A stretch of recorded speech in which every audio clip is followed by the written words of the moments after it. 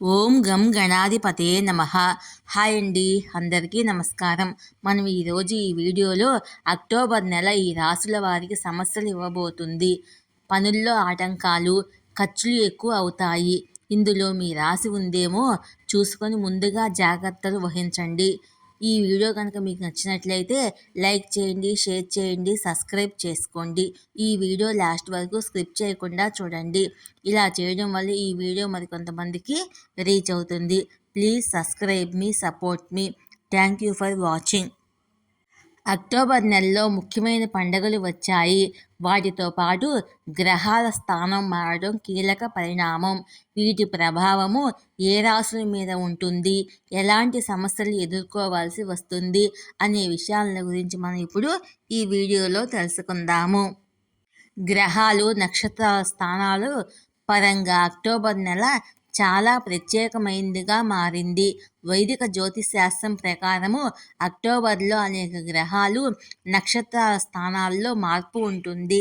నెల ప్రారంభమే దేవీ నవరాత్రులు ఉంటున్నాయి. అలాగే నవరాత్రులు మొదలయ్యే మొదటి రోజే అంటే అక్టోబర్ 3న న్యాయదేవుడిగా భావించే శని రాహువుకు చెందిన శతభిష నక్షత్రంలోకి ప్రవేశిస్తాడు. అక్టోబర్ 9 నుంచి దేవగురువు బృహస్పతి వృషభ రాశిలో తిరోగమన దశలో సంచరించబోతున్నాడు. వచ్చే ఏడాది ఫిబ్రవరి వరకు బృహస్పతి ఇదే రాశిలో ఉంటాడు. అక్టోబర్ 10న గ్రహాల రాకుమారుడు బుధుడు కన్యా రాశిని విడిచి తులారాశిలోకి ప్రవేశిస్తాడు. ప్రస్తుతము సొంత రాశిలో ఉన్న శుక్రుడు అక్టోబర్ 13న వృశ్చిక రాశిలోకి ప్రవేశిస్తాడు.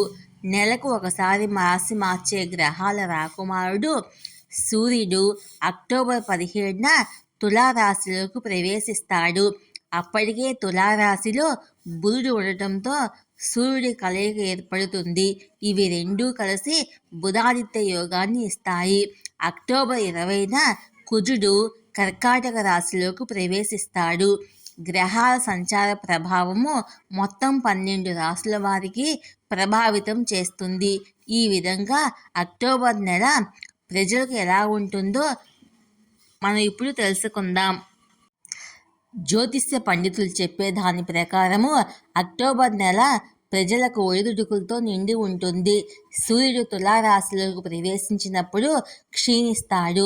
అటువంటి పరిస్థితుల్లో ప్రజలు మితమైన ఫలితాలను పొందుతారు. ఉద్యోగ, వ్యాపారంలో చిక్కులు ఏర్పడతాయి.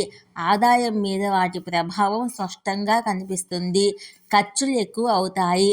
అక్టోబర్ నెలలో ప్రజలకు ఆర్థికంగా, శారీరకంగా, మానసికంగా ఇబ్బందులు ఎదురవుతాయి.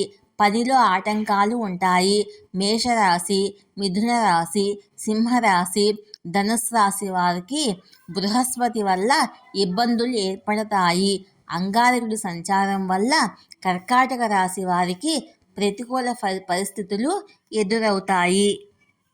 అక్టోబర్ నెలలో అనేక ఉపవాసాలు, పండుగలు మరియు ఖగోళ సంఘటనలు ఉంటాయి. సర్వపితృ అమావాస్యతో మొదలై దీపావళి పండుగతో అక్టోబర్ నెల ముగుస్తుంది.